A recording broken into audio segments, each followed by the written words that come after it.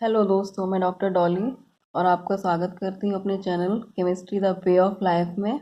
और आज मैं आपके लिए लेकर आई हूँ एक एक्सपेरिमेंट जिसका ऑब्जेक्ट है to determine the cell constant of a given conductivity cell and equivalent conductance of KCl solution. तो हम KCl सॉल्यूशन की इक्विवेलेंट कंडक्टेंस कैसे कैलकुलेट करेंगे ये इस एक्सपेरिमेंट में सीखेंगे। तो इसके लिए हमें क्या क्या रिक्वायरमेंट है।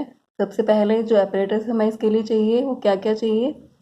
कंडक्टिविटी मीटर, वॉल्यूमेट्रिक फ्लास्क जो कि हमें डिफरेंट कंसनट्रेशन के सॉल्यूशन बनाने के लिए चाहिए, बीकर्स जो कि हम कंडक्टिविटी मेज़र करने के लिए यूज़ करेंगे, और जो केमिकल्स चाहिए वो हैं KCl सॉल्यूशन जो कि एक स्ट्रॉन्ग इलेक्ट्रोलाइट है। इसके हम डिफरेंट कंसनट्रेशन के सॉल्यूशंस बनाएंगे। अब कंडक्टेंस का प्रिंसिपल क्या है। तो जो कंडक्टेंस का प्रिंसिपल है वो है कि जो भी मेटलिक कंडक्टर्स होंगे वो सब ओम लॉ को फॉलो करते हैं।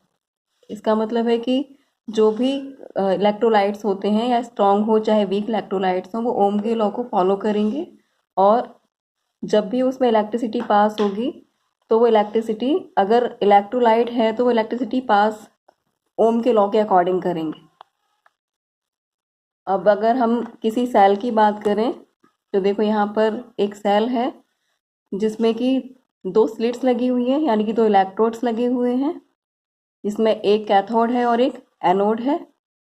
इनके बीच की डिस्टेंस जिसको कि हम एल से रिप्रेजेंट कर रहे हैं ये 1 सेंटीमीटर है।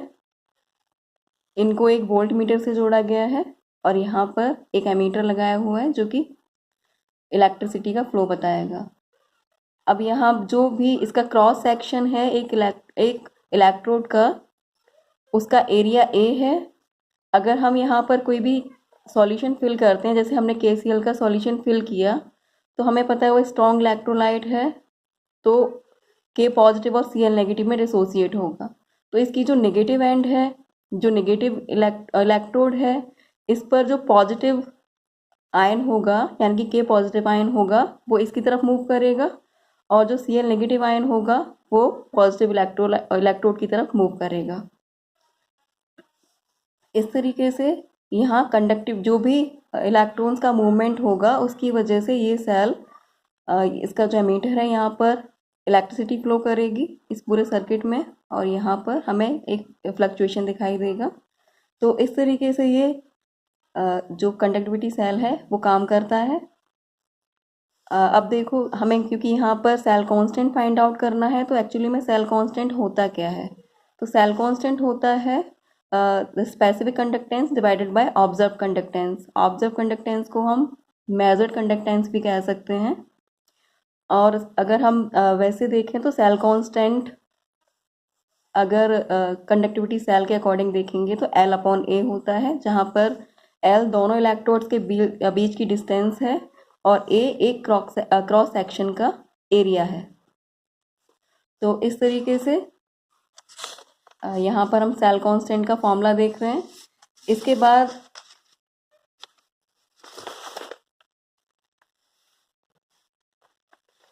आप लोगों ने ओम लॉ पढ़ा होगा 12th क्लास में। तो ओम लॉ क्या होता है, R = V/I।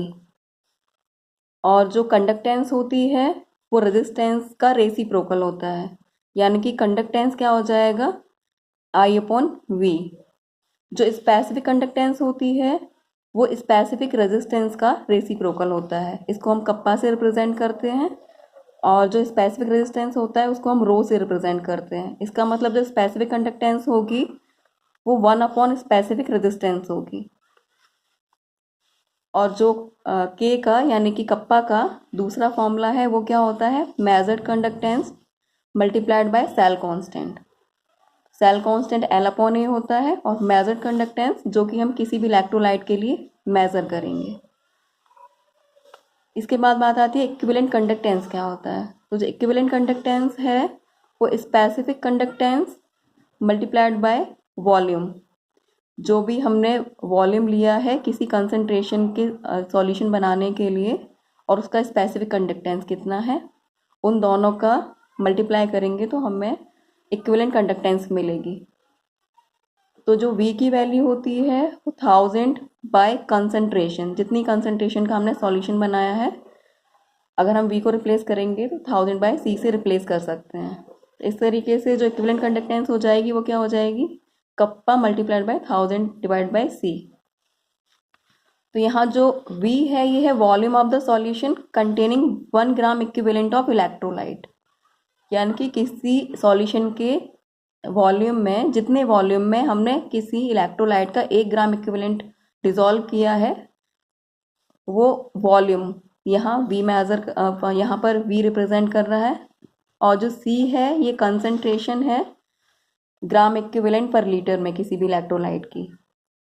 इसके बाद बात आती है कि हमें डिफरेंट कंसंट्रेशन के सॉल्यूशन रिक्वायर्ड होंगे।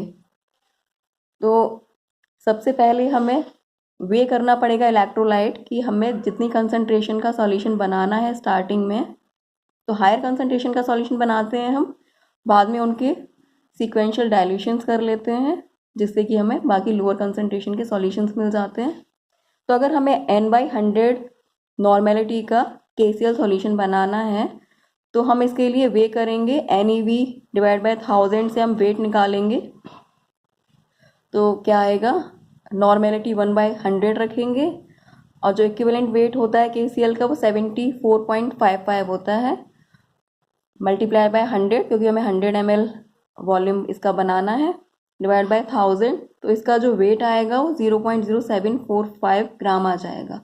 इसका मतलब हमें स्टार्टिंग में n/100 सॉल्यूशन बनाने के लिए इतना ग्राम KCl वे करना पड़ेगा। अब अगर हम इतना 100 ml में डिज़ोल्व कर देते हैं तो वो हमारा n/100 का सॉल्यूशन बन जाता है।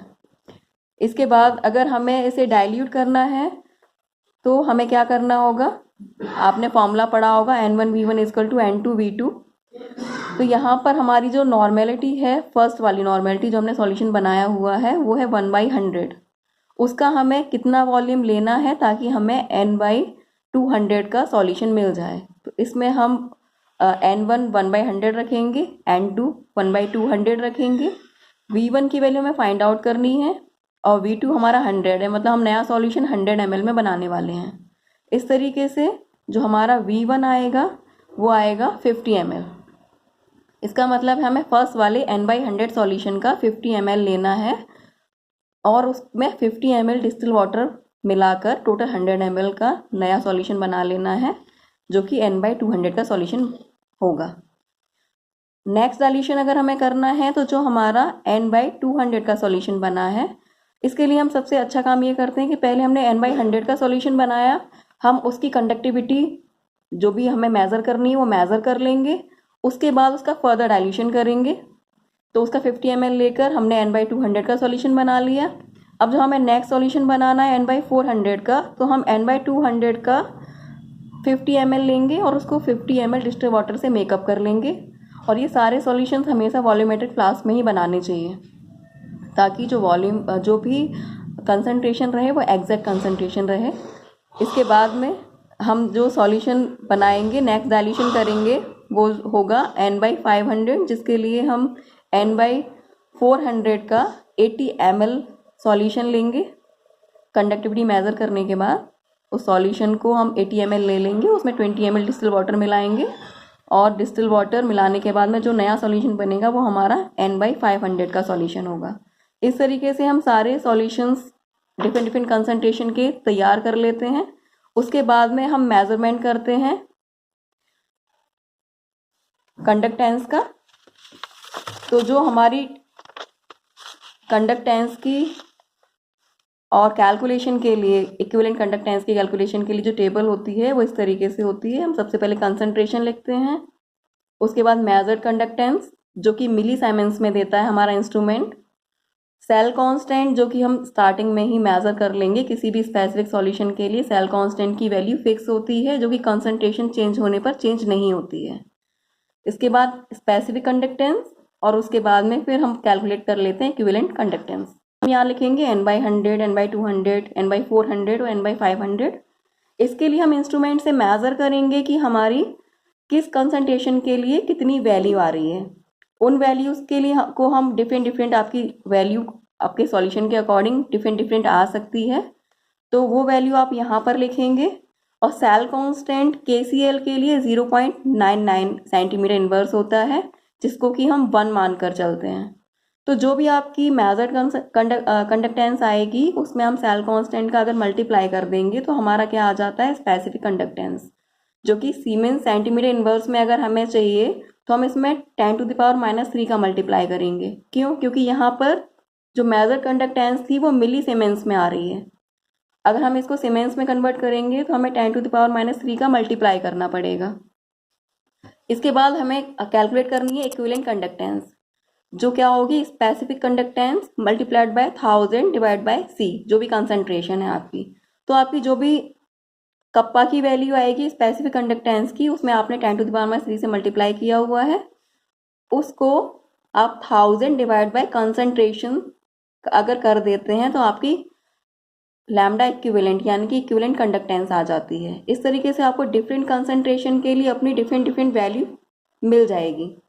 इन डिफरेंट वैल्यूज़ को आप मेजर कर लेंगे।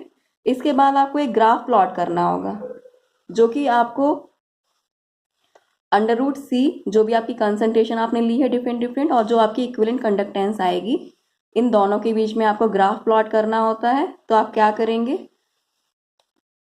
सबसे पहले अपनी सारी कंसंट्रेशंस लिख लेंगे जो आपने सॉल्यूशंस बनाने के लिए यूज़ की थी, उनका रूट लेंगे।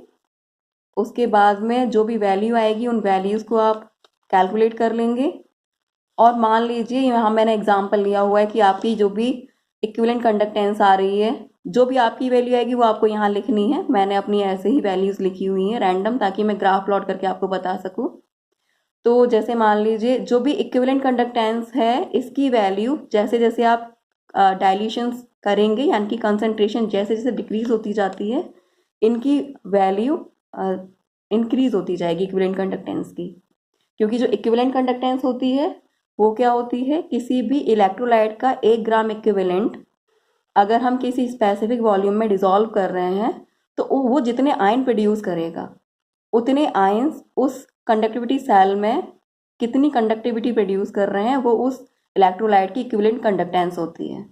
तो इस वजह से जितना ज़्यादा डाइल्यूशन होगा उतनी ज़्यादा आयन का सेपरेशन होगा, यानी कि आयनाइजेशन होगा, और उतनी ज़्यादा इक्विवेलेंट कंडक्टेंस आती है। तो इस तरीके से आपको दो वैल्यूज़ मिल रही हैं, एक √C की है और दूसरा आपकी इक्विवेलेंट कंडक्टेंस है, जिसे कि हम siemens centimetre square equivalent inverse में मेजर करते हैं। और जो कंसंट्रेशन है वो मोल पर लीटर या फिर नॉर्मल पर लीटर हो सकती है। तो इसके बाद हम ग्राफ प्लॉट करेंगे। तो ग्राफ प्लॉट हमें किस में करना है, √C, अगर आप x एक्सिस पे √C ले रहे हैं यानी कि कंसंट्रेशन ले रहे हैं, और y एक्सिस पर लैम्डा इक्विवेलेंट ले रहे हैं, तो आपको स्टार्टिंग में सबसे छोटी वाली यूनिट लिखनी होती है। 0 से आप स्टार्ट करेंगे। आपकी जो वैल्यू आप यहाँ पर आ रही है सबसे बड़ी वैल्यू 0.1 है, तो आप इसके हिसाब से डिवीज़न कर लीजिए।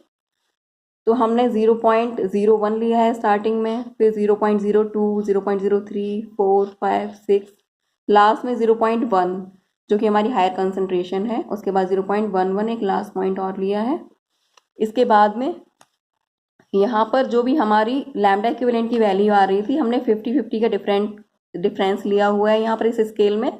150, 150, 200, 250 आपकी जैसे भी वैल्यू आती है आप उसके हिसाब से यहाँ वेरिएशन कर सकते हैं अपनी स्केल में। इसके बाद में जैसे मैंने यहाँ पर एग्जांपल के तौर पर 150, 200, 270, 300 लिया हुआ है, जो कि सबसे लोअर कंसंट्रेशन है उसके लिए वैल्यू 300 है। तो जो लो कंसंट्रेशन है 1/500, इसके लिए जो √C की वैल्यू है वो 0.04 हमारा यहाँ पॉइंट आता है। उसके बाद 1/400 के लिए अगर हम लेते हैं तो 270 जो मैंने माना है उसका पॉइंट यहाँ 0.05 के साथ में यहाँ पर मान लेते हैं। इसके बाद जो कंसंट्रेशन है 1/200, उसके लिए पॉइंट है √C की वैल्यू 0.07।